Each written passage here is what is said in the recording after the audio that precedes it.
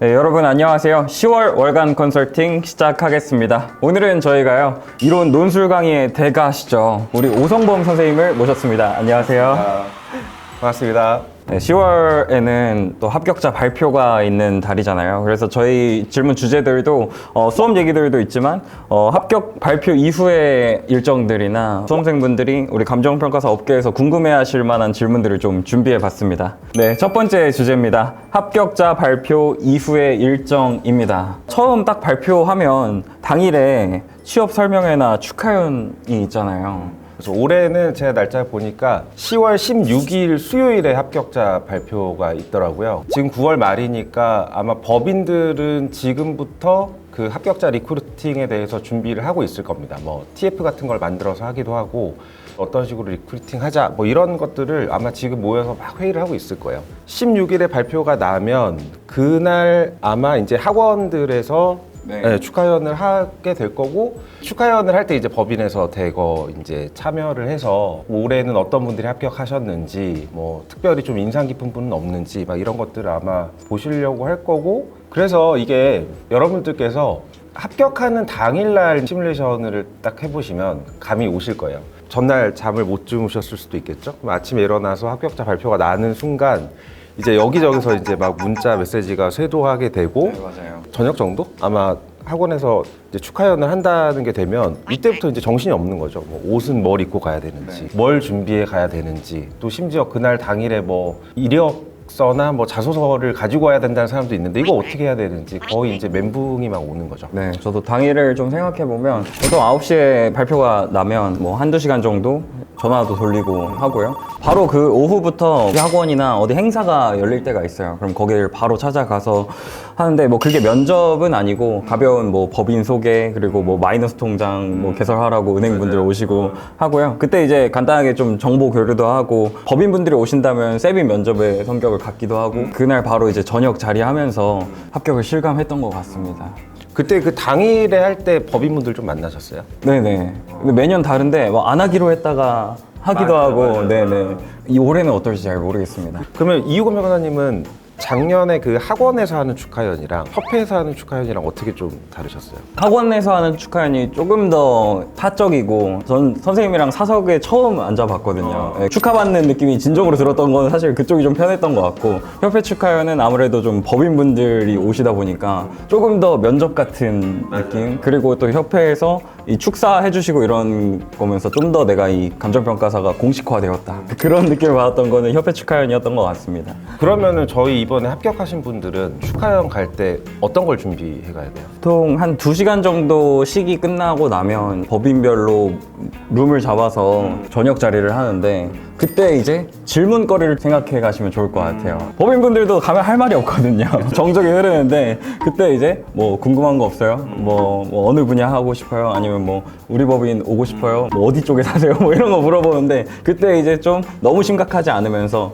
법인이 좀 가볍게 자랑할 수 있을 만한 질문들, 조금 구체적인 정보를 알아가시면 되게 반가워하면서 할 말도 생기면서 눈에 띄면은, 아무래도 그게 면접은 아니지만 나중에 그때 저녁 자리에 있었던 친구 하면 조금 더 반갑게 맞아주시지 않을까. 그래서 너무 나이브하게 밥만 드시기보다는 좀 영리하게 눈에 띄어보시는 것도 취업을 위해서 유리할 수 있지 않을까 생각합니다. 맞아요. 저도 재작년에 그 33기, 34기 정도 합격했을 때 법인에서 이제 리크루팅 담당자로 축하연에 왔었는데, 저희는 이제 다 목적을 가지고 참여를 하거든요. 그래서 그날 이제 저녁에 축하연이 끝나면 이제 모여가지고 이유곤 평가사라는 사람을 만났는데, 이 사람이 굉장히 괜찮아 보였다, 이 사람을 좀 면접 때 잘 봐줬으면 좋겠다, 뭐 이런 얘기들을 서로 막 나누거든요. 그래서 그 자리를 잘 준비하시면 좋을 것 같고, 면접이 또 바로 다음이 시작돼요, 그죠? 네네. 보통 그 다음 주 월화 아니면 월화수까지 되게 짧게 이루어집니다. 대형 본사의 경우는 그렇고. 그래서 합격한 이후에 뭐 생각해보겠다, 뭐 자소서도 그때 가서 생각해보겠다, 이런 분들 많은데,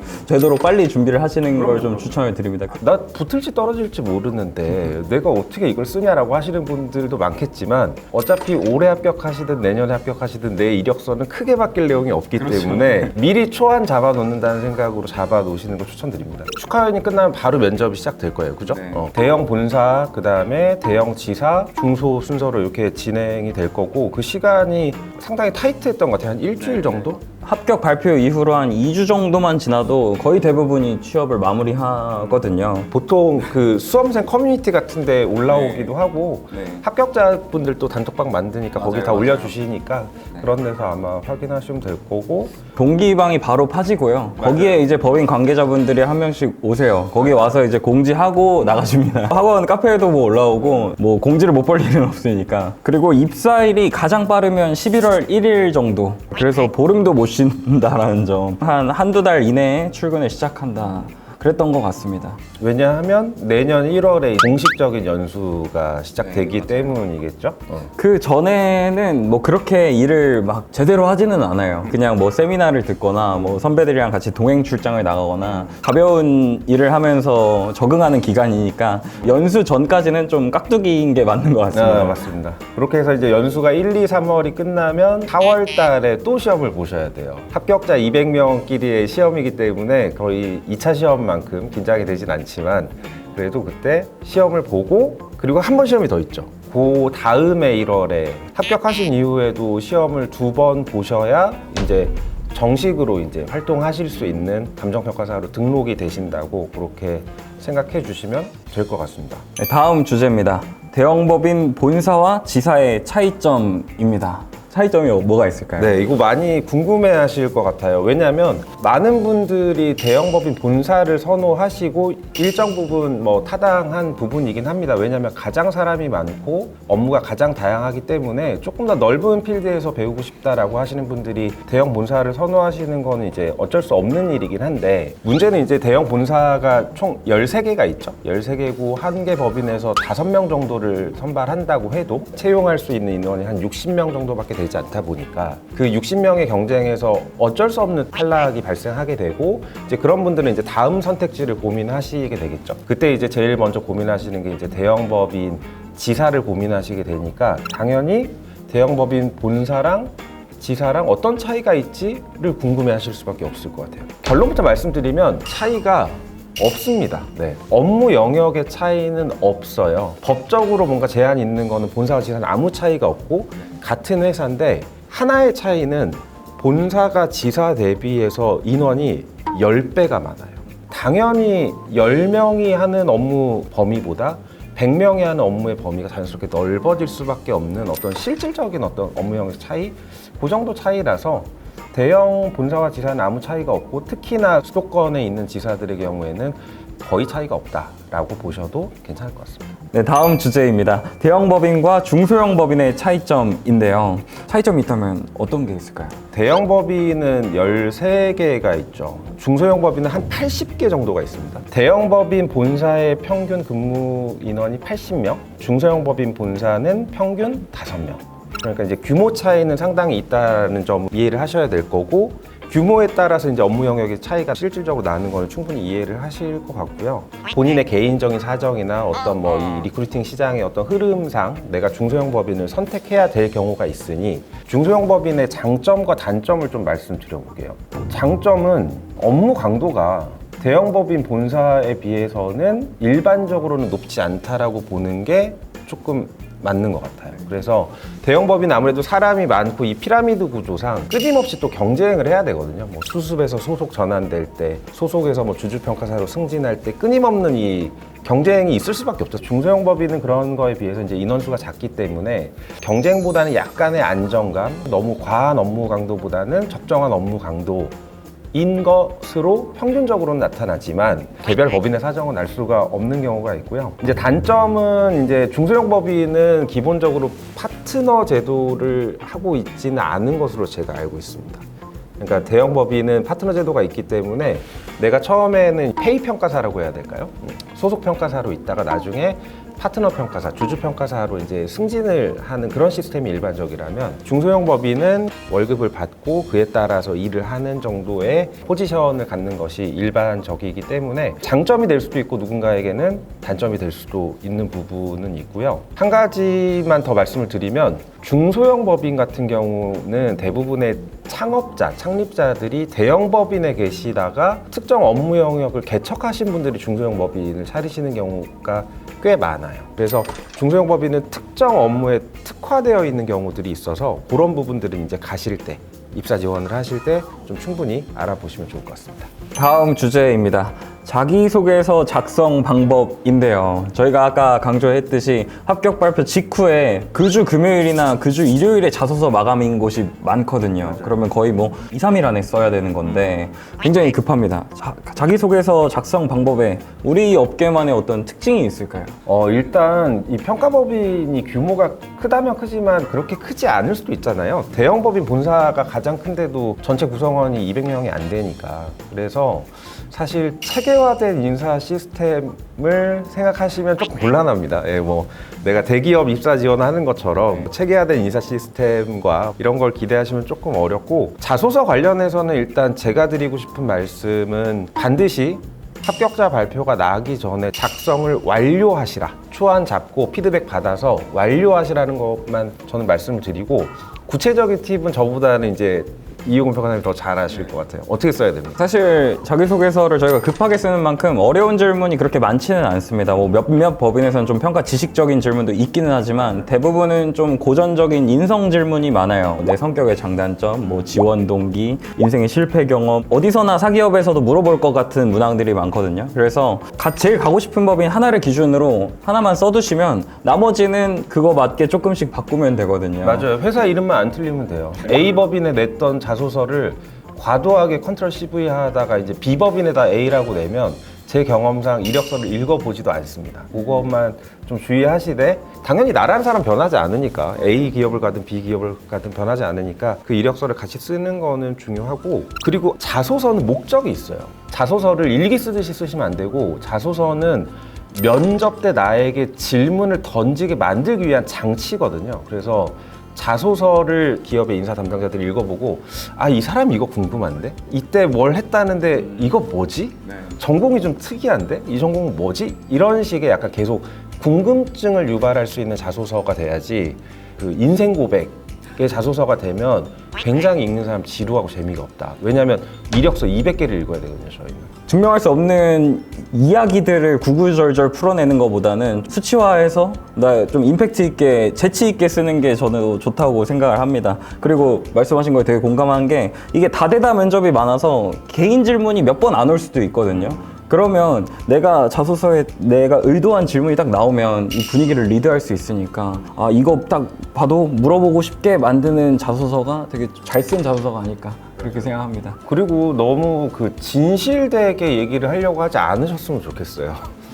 사실을 얘기하는 것이 진실에 가깝다는 착각인가? 아무튼 뭐 그런 명대사가 있는데, 너무 솔직하게 얘기하시려고 하면 그게 받아들이는 사람 입장에서는 듣기 불편한 말이 될 수도 있거든요. 그래서 솔직한 것도 좋지만 그걸 깔되 듣는 사람 입장에서 기분이 좋은 말, 합리적인 말이 되어야 된다는 거를 늘 이해하시고, 답안지도 여러분들 늘 출제자들, 그 다음에 채점위원들의 마음을 생각하면서 답안지 쓰신 것처럼 똑같이 자소서도 기업의 인사 담당자들이 읽는 관점에서 써주셔야 훌륭한 자소서가 될 것 같습니다. 소위 그 어그로를 좀 끌어도 돼요. 그 아직도 기억에 남는 건 제 후배 평가사였는데 13개 대형 법인의 재무제표를 다 분석을 해온 거예요. 이게 사실 말도 안 되는 컨텐츠인데, 이력서나 뭐 자소서 면접이랑 아무 관련이 없는 컨텐츠인데 일단 눈에 띄잖아요. 이상한 사람이다. 한번 보고 싶다. 어떻게 생겼는지. 이래서 어그로 긍정적인 면에서는 좀 하셔도 됩니다. 저도 기억나는 게 저희 기수 동기분 이야기인데, 법인에 양식에 맞는 자소서를 내고 자기 PPT를 또 첨부해서 서류를 거의 모조리 붙은 분이 있어요. 그래서 저도 그분 보면서 이래도 돼? 싶었는데 좀 그래도 됩니다. 보여줄 수 있는 게 있다면 좀 모조리 어필하시는 게 좋지 않을까, 그렇게 생각합니다. 다음 질문입니다. 면접 준비 방법인데요. 유건 평가사님도 말씀하셨지만 다대다 면접을 보는 곳이 많고요. 4분 내외 정도에서 이렇게 쭉 앉아 있고 면접을 보시는 분들이 쭉 들어와서 다대다로 하시는 경우가 많은데, 포커스는 무조건 나에게 많은 질문이 오도록 만드는 것이 좋습니다. 내가 그 면접장에서 질문을 하나도 받지 못했다면 좋은 면접 결과를 예상하기 좀 어렵다는 점을 좀 기억을 해두시고, 이제 나에게 많은 질문이 오도록 해야 되는데, 그러려면 중요한 게 기본적으로 자소서겠죠. 자소서를 잘 세팅을 해주셔야 되고, 면접에서는 기본적인 질문들이 일단 좀 나오는 거죠. 맞아요. 거의 대부분의 법인에서 제가 봤던 면접에서는 1분 자기소개 먼저 시키고요. 그 다음에 지원 동기, 자소서에 쓴 거 말고 진짜 지원 동기가 뭐냐 뭐 이런 질문을 하기도 하고요. 본인만의 차별화된 장점, 그리고 뭐 나를 표현하는 키워드, 친구들이 나한테 별명을 뭐라고 부르는지, 수험 경험 빼고 본인 인생의 가장 큰 성공 경험, 가장 큰 실패 경험. 왜냐면 수험생들 대부분 성공 경험은 합격한 거고 실패 경험은 떨어진 거거든요. 그거 말고 뭐 다른 경험들을 좀 들으려고 하는 경우가 많고, 이런 상황에서 어떡할 거냐, 뭐 의뢰인이 무리한 가격을 요구할 때 뭐 어떡할 거냐, 이런 상황 질문들, 무리하게 일을 막 이렇게 몰아주면 어떡할 거냐 이런 질문들 많이 하고요. 제일 하고 싶은 분야가 뭐냐, 우리 법인의 어떤 점이 좋았냐, 뭐 이런 질문들 좀 있었던 것 같습니다. 그래서 정리하자면 전형적인 질문들이 많아요. 분위기는 법인마다 되게 다르지만 제가 느낀 점은 답변 내용 자체는 거의 다 뻔하거든요. 무리하게 일 시키면 어떡할 거예요? 열심히 하겠습니다 이렇게 하잖아요. 내용은 뻔한데 내용 자체가 중요하다기보다는 자신감 있는 말투와 표정, 풍기는 분위기, 인상, 이런 게 좀 더 중요하지 않을까 싶습니다. 나를 표현하는 키워드 뭐하지 하다가 이미 물 건너가거든요. 그냥 뻔한 말 해도 괜찮으니까 약간은 뻔뻔하고 능글맞은 태도가 더 유리하지 않나, 그렇게 생각합니다. 합격을 하면 보통 긴장이 많이 풀려요. 그래서 수험생 때 참 열심히 했던 방식을 다 잊어버리고 면접을 따로 준비하시는 경우가 많은데, 저는 그렇게 생각 안 합니다. 왜냐면 저희는 법인에서 일을 하고 평가사로서 커리어를 쌓기 위해서 시험을 보는 거지, 이 시험 합격증이 필요해서 시험 보는 게 아니거든요. 지금 유건 평가사님이 얘기해 주신 것만 해도 리스트가 10개가 넘어요. 이 리스트를 만들어야 된다고 생각해요. 저희가 시험에서 서브 만들듯이 적어도 10개에서 20개 정도 기업에서 일반적으로 물어볼 수 있는 질문들 있잖아요. 뭐 평가사 왜 됐니? 우리 회사 왜 왔니? 너의 장점은 뭐니? 일반적인 질문들은 답변을 미리 준비해 가야 됩니다. 근데 그 답변은 무조건 듣기 좋은 말, 이걸 듣는 사람 입장에서 끄덕끄덕 할 수 있는 MSG가 들어간 말이어야 된다고 생각해요. 그래서 그거를 좀 잘 준비해 가셨으면 좋겠고, 그러니까 절대 면접을 긴장하지 않고 들어가시면 안 돼요. 면접 준비를 많이 하셔서 가셔야 되고, 면접을 떨어지면 진짜 기분이 안 좋거든요.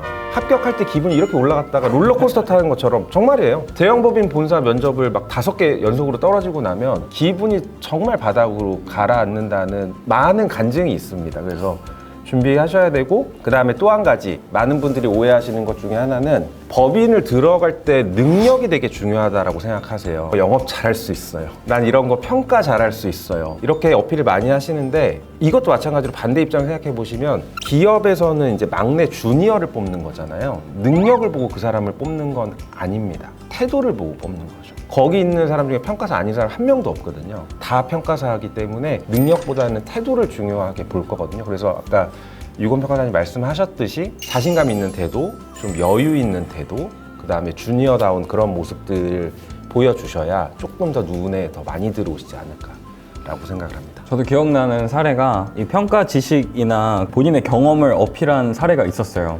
그러면 이제 더 구체적으로 여쭤보시거든요. 정말 완성된 경험이 필요합니다. 치밀하게 모든 답변할 준비가 돼 있어야 돼요. 그런 경험들을 살리려면 많이 준비해 가셨으면 좋겠고요. 이런 경우에는 질문이 많은 게 별로 좋은 신호가 아닐 수도 있습니다. 너 맞아요. 진짜 해본 거 맞아? 맞아요. 이럴 수도 있거든요. 이게 진짜 장점이 될 수도 있고 단점이 될 수도 있는데, 거기 이제 면접을 보시는 분들이 다 평가업만 하셨던 분들이잖아요. 그러니까 뭐 중개업 경험이 있다든지, 뭐 투자 경험이 있다든지, 아니면 뭐 운영 경험이 있다든지 이러면 되게 궁금해하세요. 그러면서 이것저것 막 질문을 하는데 약간 이제 태도가 얼마나 잘 말하는지 보자, 이런 태도로 보시기 때문에 경험을 얘기하는 것 자체는 저는 무조건 플러스라고 생각하지만, 그거에 대한 이제 디펜스 준비를 좀 잘 해가셔야 플러스만 딱 남게 될 것 같습니다.